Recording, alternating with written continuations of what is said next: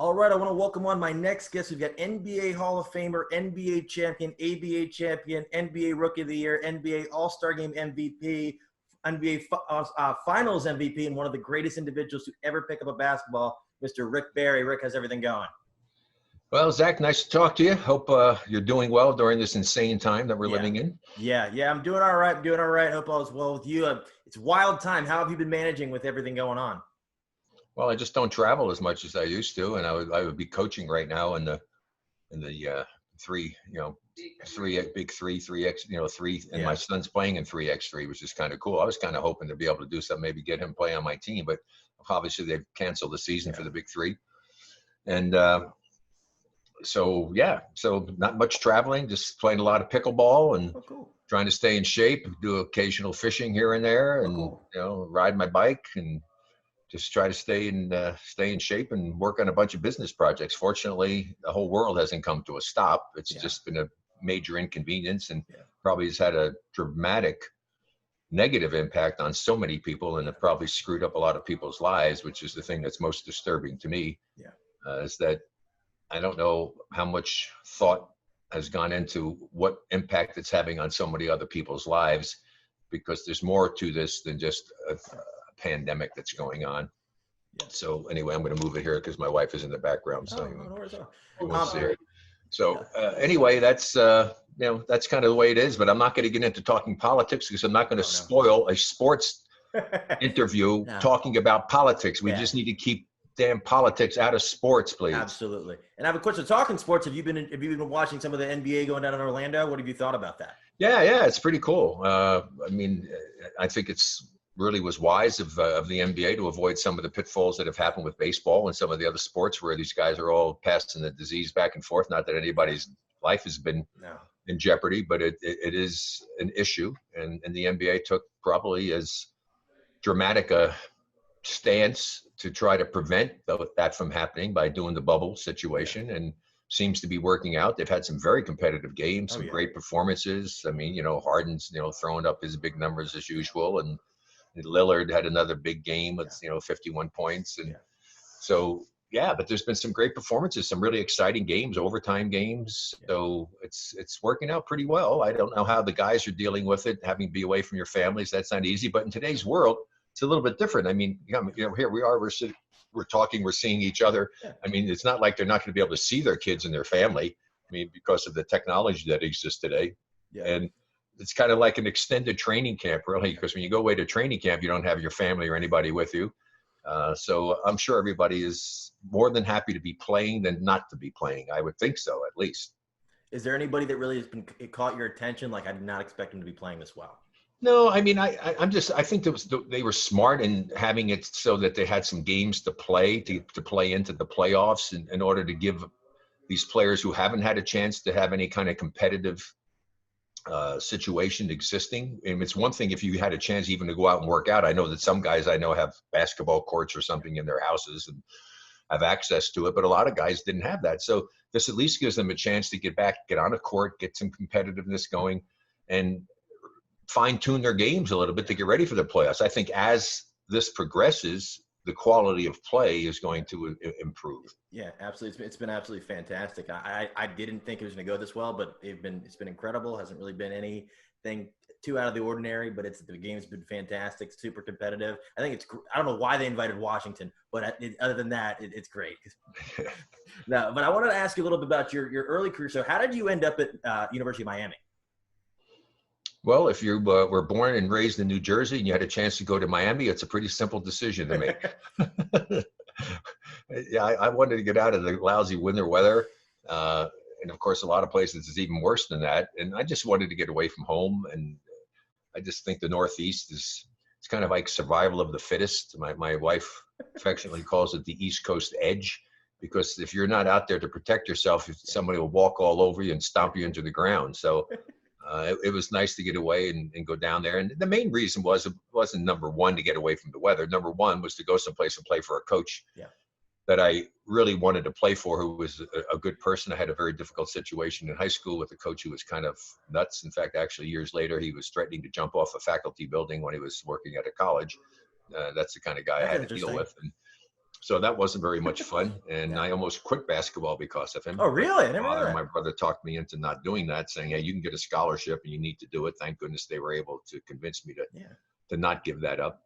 And so I just was happy to go to a place that was an independent. I knew that I'd travel around, get a chance to see the country because they play games. We played up in the Northeast. We played back in the Midwest. We played back in California. So I had a real good education in that regard.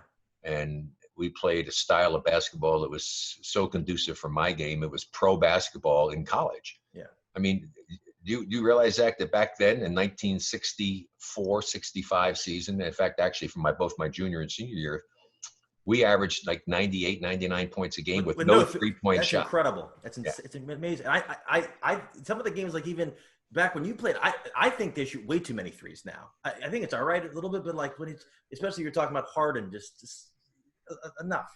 Take it to the rack. Come on. No, but so speaking of that, so I saw your senior year, you put on a show. What kind of clicked for you?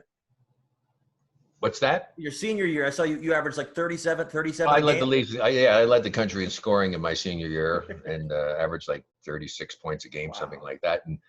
And that's pretty remarkable considering I had teammates. I had probably four teammates, at least four teammates, that when they crossed half court, they thought they were in range. If we had the 3-point shot, we would have scored 110 points a game, easy. I mean, easy. I had guys who could shoot the hell out of the basketball from distance. I mean, Rich Jones, Junior G, Wayne Beckner, and Louis Dampier's cousin, John Dampier. I mean, these guys, in fact, until recent years, I had never seen anybody be as accurate and as deadly a jump shot from distance as John Dampier had, my teammate, for one season. Then he hurt his knee early in the season, unfortunately. But man, oh man, he could shoot a jump shot from distance. He was unbelievable. And then Rick Jones and Junior G also were great. And so was Wayne Beckner, my other teammate. They were great shooters. That's awesome. Is it true that in '65 the Warriors had the top 2 picks? It's the only year that in the NBA, in the history of the NBA, that they took the last place teams in the Eastern and Western Conference, flipped a coin, and the winners got to pick first and fourth, and the losers picked second and third. They've never done it before. The Knicks won the coin flip, and they got first and fourth. They took Bill Bradley, and then they took Dave Stallworth from Wichita State, and the Warriors got second and third.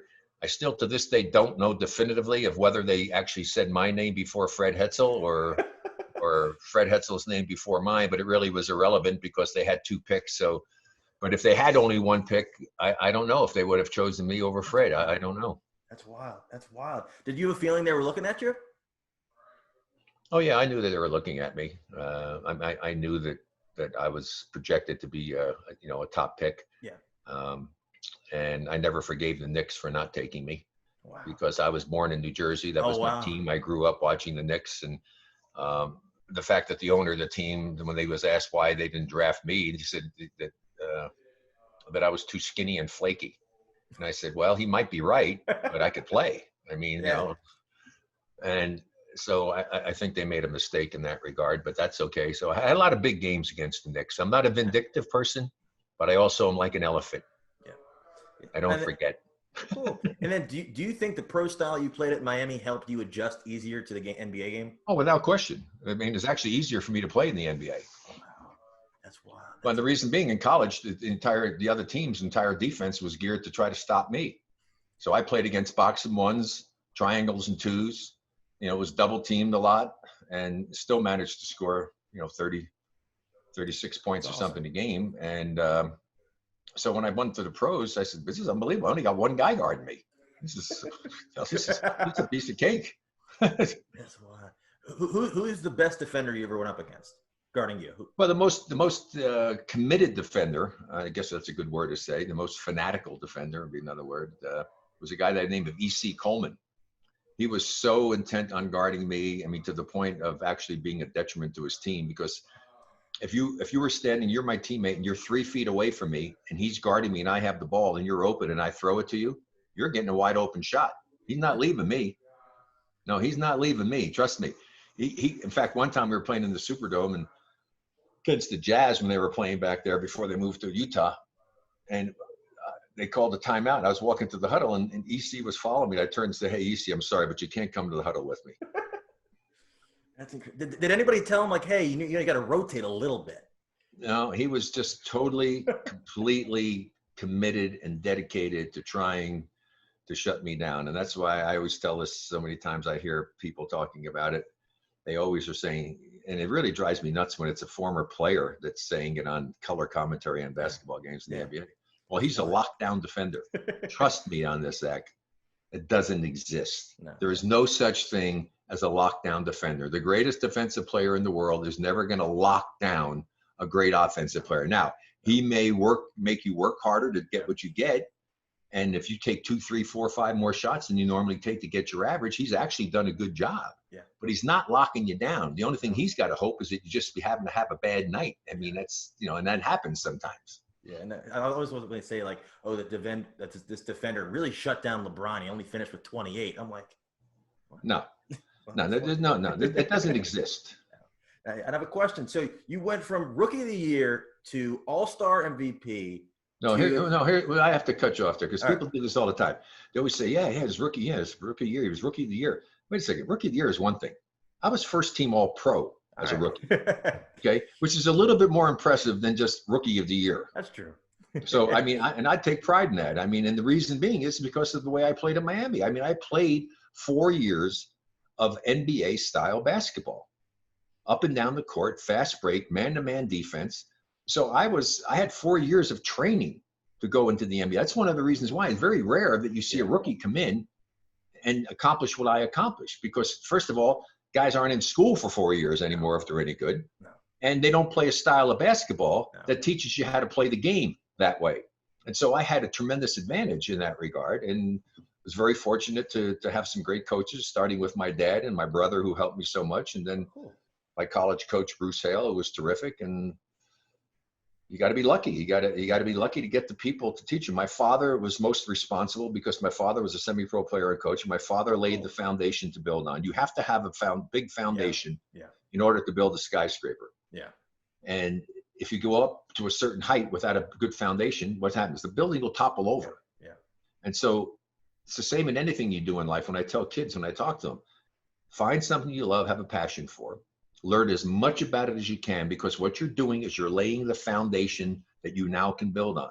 And then if you continue to study it and work at it and never be satisfied with what you're doing, learn as much about it as you possibly can. That's how much that foundation is going to grow. And then if you're blessed with God-given talent and you put the time and the work into it, the effort into it, it's not work if you love what you're doing, put the effort into it, you're going to maximize your full potential. There's a lot of guys playing in the NBA today that will never be as good as they should be because they don't understand how to play the game the right way.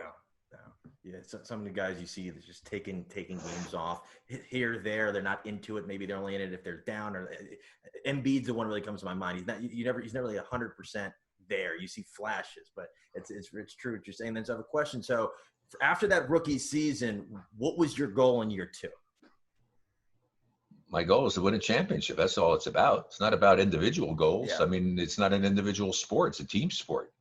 Your goal on a team should be to win a championship. And then you should be prepared to do whatever it is being asked of you to do in an effort to be able to achieve that. Now, if it happens to be that they're asking you to do something that you can't do as well as you could do something else, you could certainly sit down and talk to the coach about it. Say, Coach, I think I can help more in this way or whatever.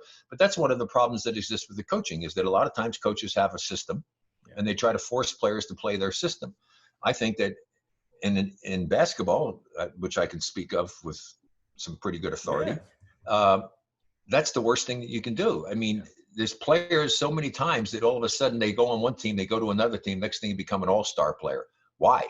Not because all of a sudden he learned how to play, because he went to vote for a coach that let him play the way he's capable of playing so he can utilize his talent to its fullest, and he winds up doing what he should have been doing on the other team, but the other coach never took advantage of that.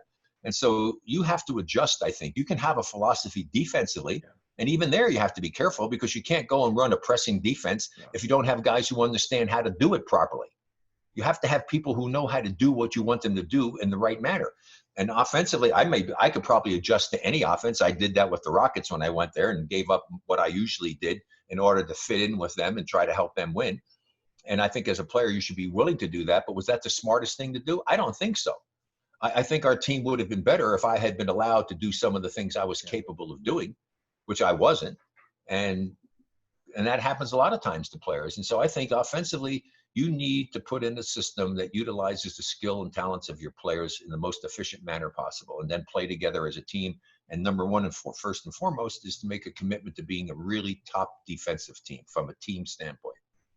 Do you think now the teams have really just kind of abandoned, like most teams, you don't even see them trying that hard?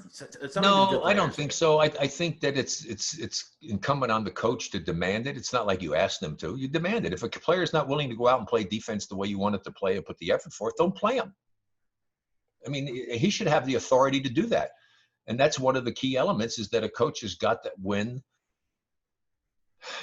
it shouldn't even be approval, but I guess it is approval, but he has got to establish a relationship with his star player. Yeah. He's got to get his star player to buy into what they're trying to do and get him to be the focal point of the team concept.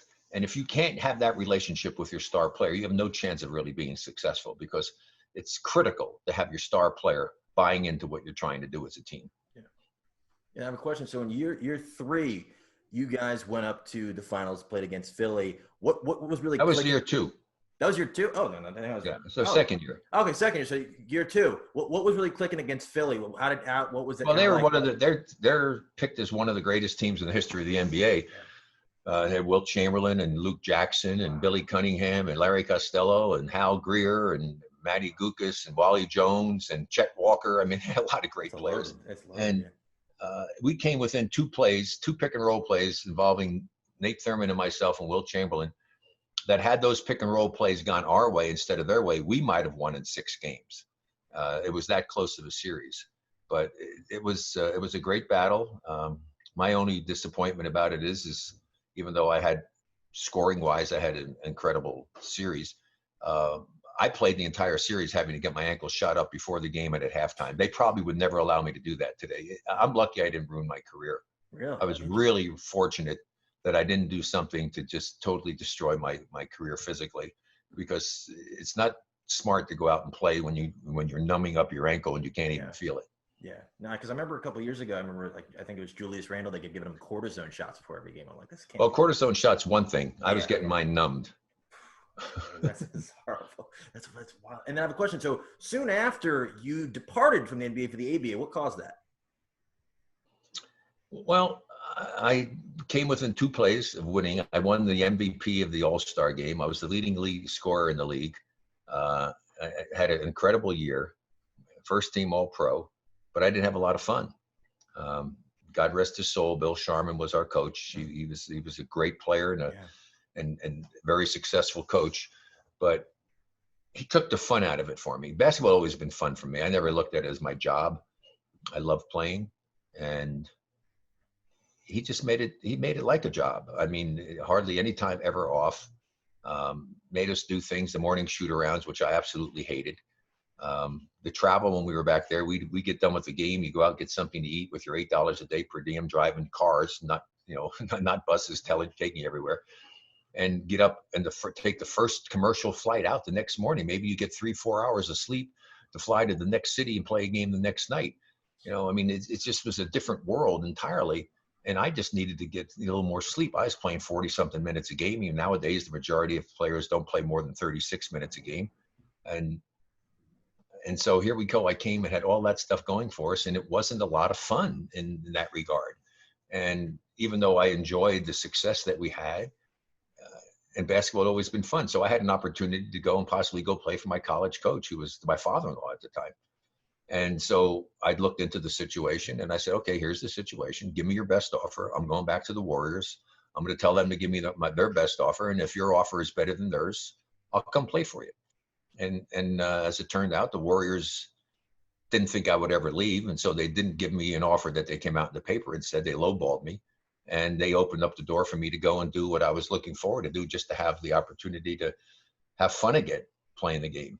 And so I didn't do it to try to be a trailblazer. It turned out that I was, because it was Curt Flood before Curt Flood challenged the reserve clause and basically opened up the floodgates for all the players to have a chance to play out their options and have the salaries start escalating. So, and as it turned out, I didn't even get to play for my father-in-law because they actually brought in Alex Hannum, who was my coach in my rookie year that I really enjoyed playing for. So life is strange, a lot of twists and turns, and you just make the most of it. And I don't live in the past. I don't look back on things. And I've been asked many times, if you had to do it over again, would you do it? And I said, well, I probably wouldn't, but only on the one proviso that I could be where I am today with the wife that I have, my son that I have, another son, the friends that I have. And if I knew that I could stay with the Warriors and still be where I am today with all of that, I would stay.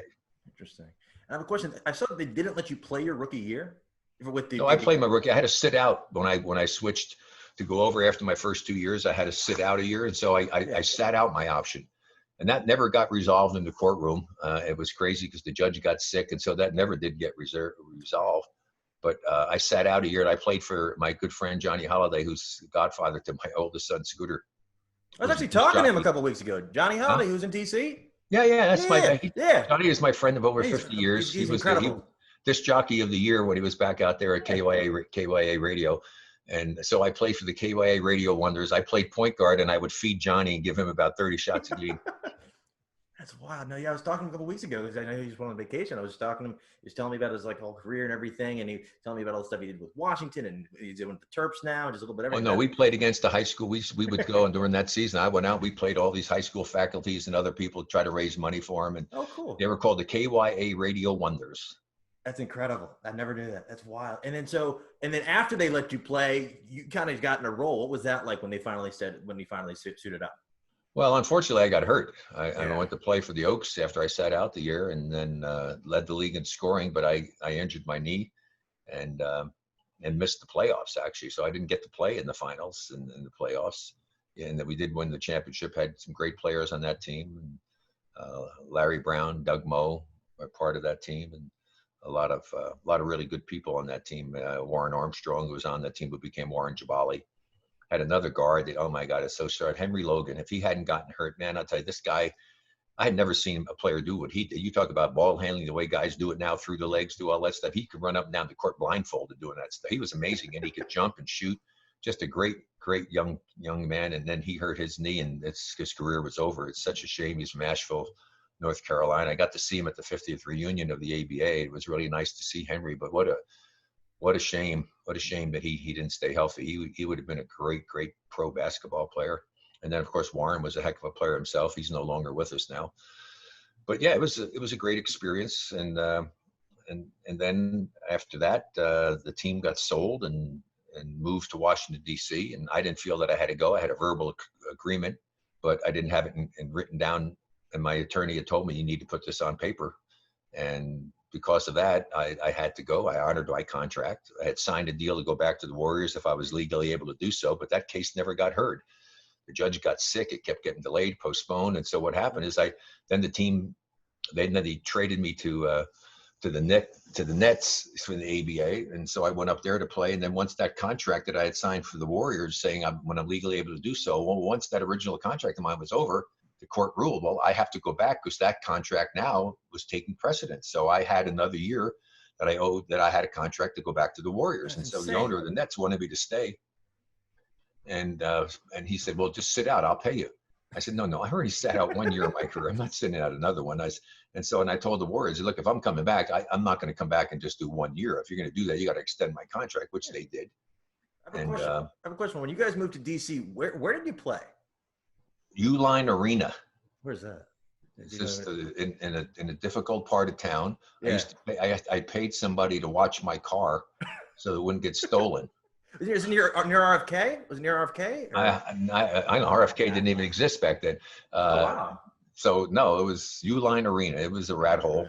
And yeah, like I say, I had a guy that I met who was over there, and actually I paid somebody to watch my car so it would be there after the game. That's incredible. That's wild. And then so going back to the Warriors, what was that like? Were you just was there any bad blood, or were you ready to go? I loved the Warriors. It was a very emotional thing for me to have to leave them. It was kind of like going back home. I loved the owner of the team. Was a great man. He treated me like a son, and he actually had hung my jersey on the back of his door, said we're going to get him back someday. And as it turned out, I was able to go back there, and then within 2 seasons we wind up winning the first championship that the team had ever won in the Bay Area. And everything in life happens for a reason, and you just make the most of it. And like you say, you play the cards that you're dealt.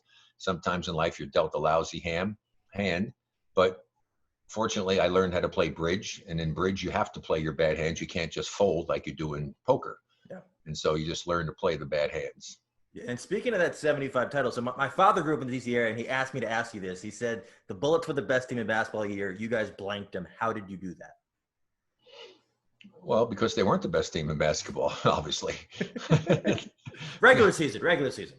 Well, in the regular season, they had the best record, but Yeah, the thing that's is, they fair. weren't the best team in basketball because you're only the best team if you win the championship. And so I think they were overconfident. I got a big kick out of the fact that they had said that, there's no way they can win because, again, Reardon can handle Barry. And I'm going, wait a second. I'm taller than he is. I'm faster than he is. How is he going to handle me? And they looked at the stats and saw, what I did scoring wise and stuff. I think we played them 4 times and it was 3-1 that they won. One of them was a very close game, but they won 3 out of 4.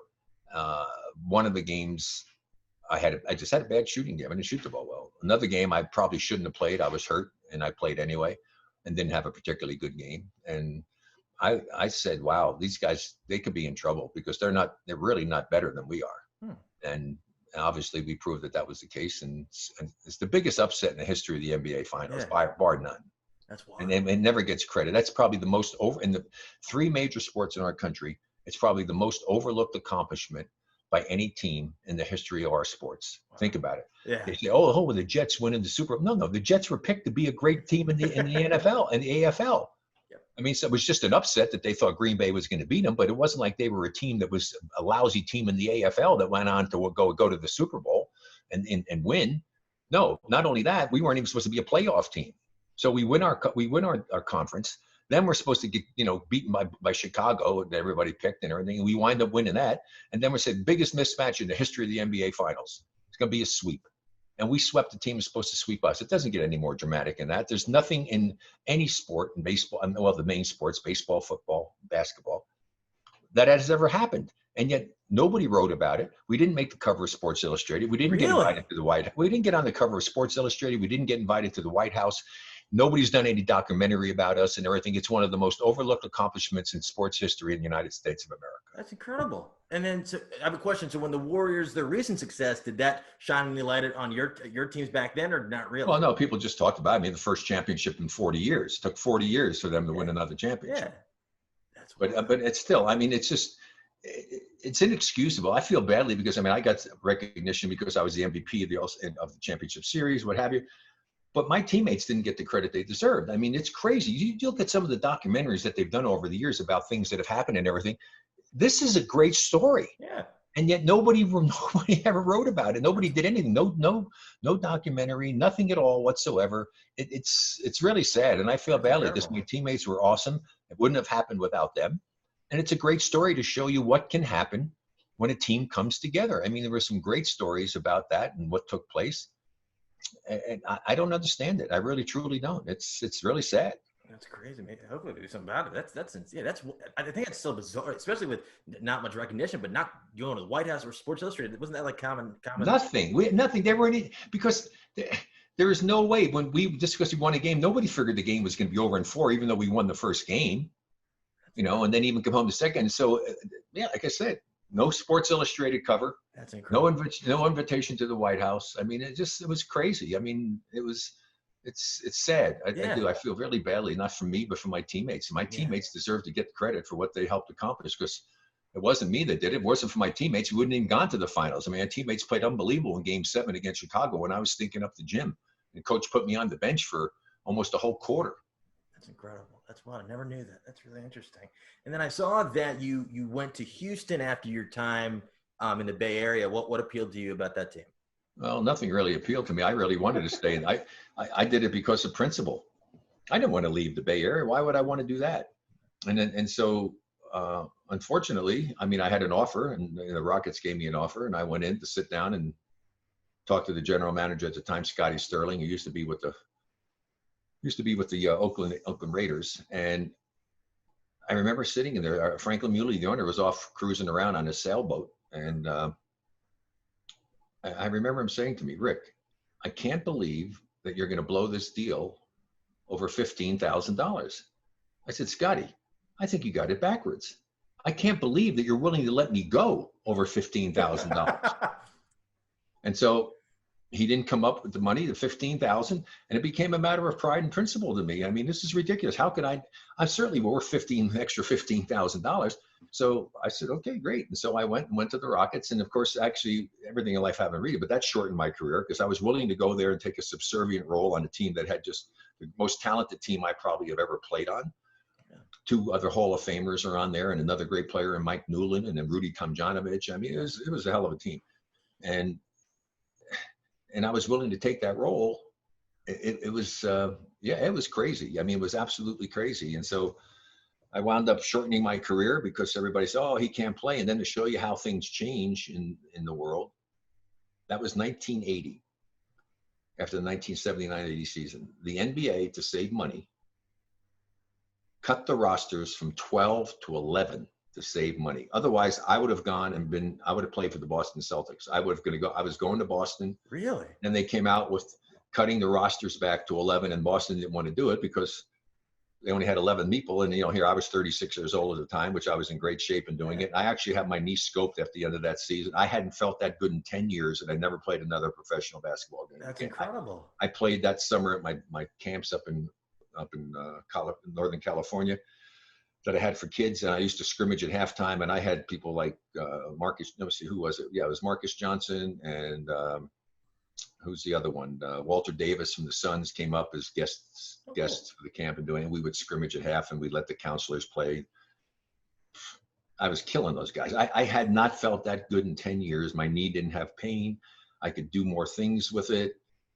Never played again, other than a tour that I went on with a bunch of retired guys after that. So it was crazy because, people said, oh, Barry can't play, because I averaged 12, 13 with the Rockets. Yeah. I'm going, what are you talking about? I said, I'm doing what the coach has asked me to do. We get back to that again. Yeah. I took a role. I was one of the top assist guys in the league playing at the forward position. The offense was geared towards the 2 guard, the 4 position, Rudy Thompson. 2 was Calvin Murphy and Mike Newland. And then the 4, which is Rudy Tomjanovich, in the center, Hall of Famer Moses Malone. Yeah. And I played the 3. So I'm out at the top passing and doing stuff and not taking that many shots. And so in the 2 seasons I was there, 1 game, Calvin was sick. And I started for whatever reason, coach puts me in, I started the 2 guard position. I get 25 shots, most I had in any game in 2 years I was ever there, scored 37 points. So I'm saying, don't tell me I can't play. Yeah. You guys aren't letting me play the way I'm capable of playing. And so I knew that was ridiculous. And so everybody was so wrong about that. And I could have really helped Boston or any team. It was either Boston, the Lakers, or Seattle Supersonics that I would have played with. But I decided if I was going to do it, I'd go with Boston, playing back up to Bird, or sometimes on the same floor with Bird and that team. And so many other guys had done that. Yeah. I mean, Bill Walton, Scotty Wedman. Yeah. I mean, you go down a long list of players who wound up finishing Tiny Archibald, finishing their career with the Celtics, because they played the brand of basketball that I would flourish in, pass it up the floor, unselfish. And that would have been an interesting experience. But everything in life happens for a reason. It wasn't meant for me to go there. Yep. And so be it. How many years do you think you had left? Good years. At least 4. Really? Oh, yeah. I was in great shape. I kept myself in great shape. I didn't abuse things. My knee felt good. To this day, I'm still, I can still do most things that I want to do. I mean, I would have been, and I would have been playing limited minutes. I wouldn't have been playing 30, 40 minutes a game. I probably would have been playing 20-something minutes a game at the most. And I mean, so, yeah, it would have been easy for me to probably play and take care of myself. Probably could have played another 4 years. Before I forget, how did you get into the underhand free throw? I can't believe it's taken me this long to ask you that. Oh, that's my father. My father was a semi-pro player and coach, and he's the one that got me to do it. He shot that way, and thank God that he was relentless about it. And I actually got better. I mean, I was never an 80% free throw shooter, and so the first year I did it in high school, when I was in high school, I shot over 80, and then I kept getting better. I was actually better in my last 2 years. My last 2 years, I shot over my last 6 years when I made a change to my technique, which I wish I'd been smart enough to do earlier when I was shooting a lot of free throws in the game. And it's easier to shoot a high percentage when you shoot more free throws, because if I miss one, I can still miss one and shoot over 90% in one game. Because if I'm taking 12 and I miss one, I'm 11 for 12. That's pretty good. Yeah. And so I just kept getting better and better. My last 6 years with that new technique, I shot over 92%, which would be the highest of all time. Yeah. In my last 2 years, I shot over 94%. Wow. And so I only missed, in fact, Andre Drummond, a few seasons ago for the Pistons, missed 22 free throws in one game. 22 free throws in one game. My last 2 seasons, I missed 9 and 10, total of 19 in 2 seasons. Unbelievable. Today, if you took out, if you went out and shot 100, how many could you knock down? Well, I'd probably slip my wrist if I didn't make at least 80%. That's incredible. That's wild. And I saw after your career, you kind of dabbled in some coaching and some broadcasting. What was interesting to you about that? Well, I studied that all the time to do that. I'm going to just tell my son that this is one of my boys calling me that I'm going to call him back. So, I had already studied broadcasting when I was in. I would have had a major in broadcasting, but you couldn't have a minor in school. I was in the business school, University of Miami, majored in marketing, and they didn't allow you to have a minor. But I had enough credits in radio, TV, film work, all of the electives that I took, that I could have had a major. I mean, I would have had a degree in radio, TV, and film. And so I studied for that. It was always my goal that was my goal. I'm very fortunate people that you set goals for yourself in life, what you think are important. Mine was to become a professional athlete. First of all, I wanted to be a baseball player, and then to change to basketball. So I made I got to be and I said that I want to be a broadcaster because I saw Pat Summerall and Frank Differy, football players back in the New York area, who became broadcasters. I said, wow, that'd be cool.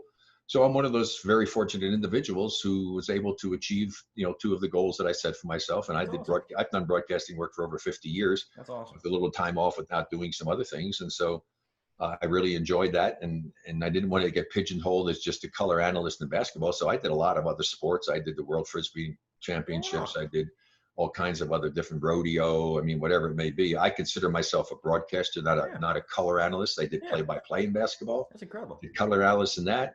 Did play-by-play. I hosted the Calgary Stampede, doing work with Larry Mahan, the Hall of Fame rodeo cowboy, and a whole bunch of other sports. And I really enjoyed that. I actually enjoyed that more than I did doing the basketball, because in basketball, if you're a color analyst especially, everybody's mad at you. And I knew I was doing a good job, because everybody, when you go to each city in the playoffs, when you're doing it especially, the fans there think you're biased against them. Yep. And it makes sense, because that means that I'm saying good things and bad things about both teams. The fans only hear the bad things I said about their team and the good things I said about the other team.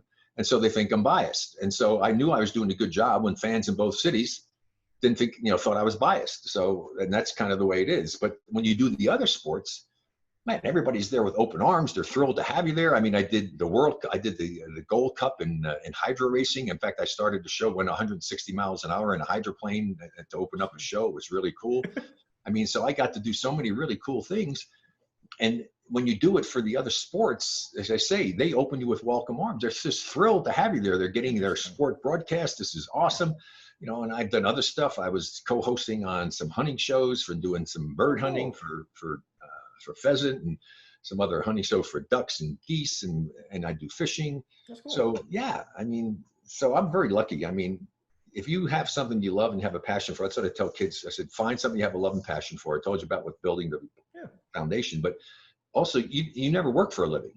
If you're doing what you love to do, that's not work. No. Yeah. I have a question. How did you get into podcasting? Well, I got called by one of my former producers when I did radio stuff for KMBR Radio. I was doing things in the San Francisco Bay Area for KMBR. Had a number of different producers, and Cyrus Satchis, who was one of my producers, called me up a year or so ago and said, would you be interested in doing a podcast? And I said, well, I don't know. What do you think? And he said, yeah, we're going to do something to talk about, focus on the Warriors, talk about the NBA. And I said, yeah, why not? To keep my hand in it and do some things. And so I agreed to it. And so we do a podcast. In fact, I think we got one scheduled this week. I think we've got George Carl. I think it's going to be a guest on it. And so, we haven't done it that often with all this craziness going on, obviously, but it's fun. I love the game. It's fun to talk about it. And it's kind of like falling off a log doing it when doing the podcast. I'm sorry, nothing against you, but I mean, that's, you don't have to do a whole lot of preparation. Like when I was doing sports radio back in San Francisco for KMBR, I was doing my own show for 3 years. I did my own show for 3 hours a day. People don't understand. This isn't like I go and flip on a thing, put a headset on and talk for 3 hours. Especially when you're doing it in an area that has so many different teams. I mean, I got to be able to talk about the Sharks. I got to be able to talk about the colleges, about the pro teams, but it's a lot of time and effort. And what I'm proudest of is I still have the tapes of it. I had a national quality show with guests. I mean, the guests I had on, I'm very proud of what I was able to do there. I had Sandy Koufax on for an hour. Wow. Think about that. When have you even heard Sandy Koufax doing something? Okay. I had Willie Mays on my first show because I had to do an hour of, we did a charity auction and stuff. And so the first hour was still part of the auction and stuff. And then I had 2 hours afterwards. That was going to be my first show. I had my boyhood hero, Willie Mays, on for the full 2 hours. That's incredible. And I had Barry Bonds on after he set the home run record for 3 hours, all 3 hours of my show. And he divulged the fact that he had a death threat that nobody knew about during the course of that season. I mean, so I've had some pretty amazing guests on my show, and very proud of that. Do you think Willie Mays was the one you were probably most starstruck by? What's that? Was Willie Mays the one you said you were most starstruck by?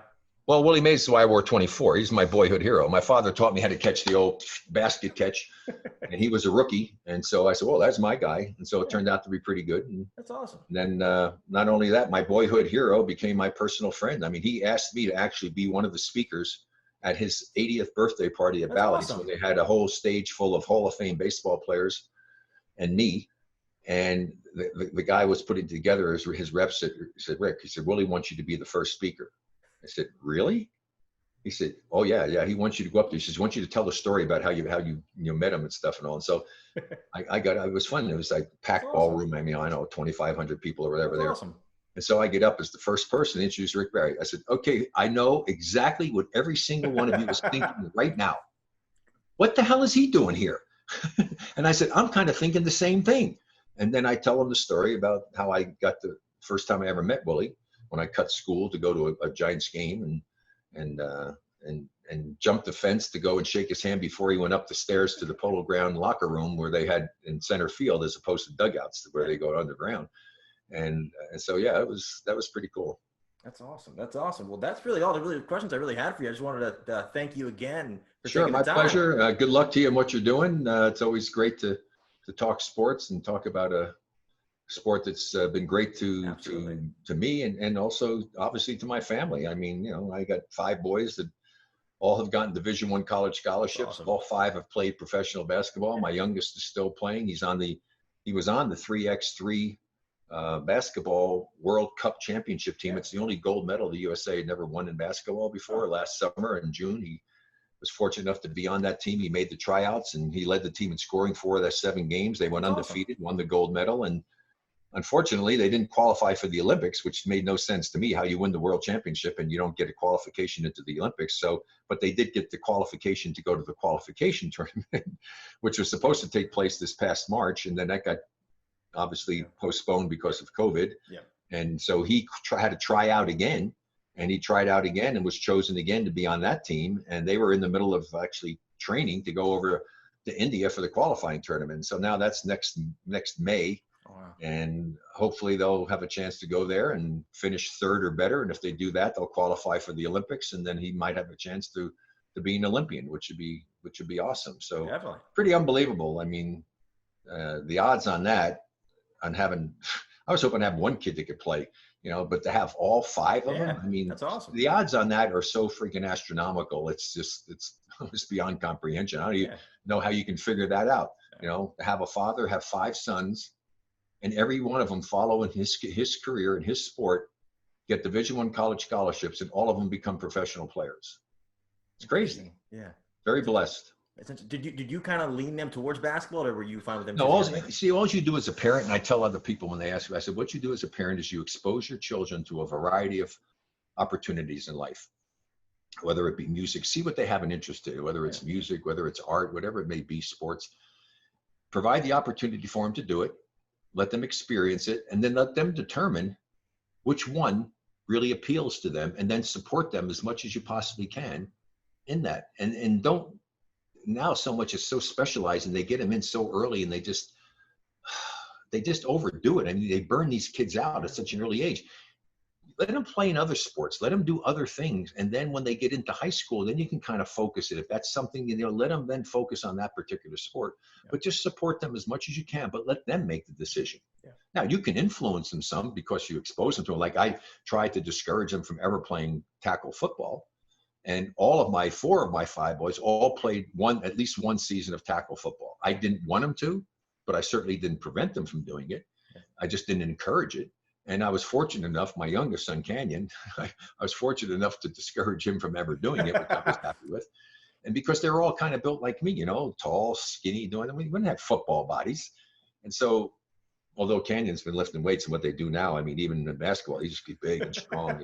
He'd be a hell of a football player, but the hands he has and the quickness and stuff he has. But, so that's what you need to do as a parent, is just encourage them and expose them to as many opportunities in life and various different activities, and then see what they like. Well, if Canyon's interested, I know that Washington needs a receiver more than anything in the world, so maybe they can give him a try or something, because their receiver core is not looking too hot this year.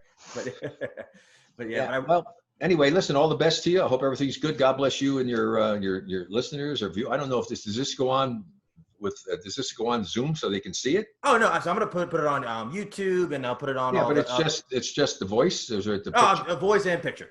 Oh, it is. Okay, yeah. Well, that's a good thing. I don't look all too bad. Yeah.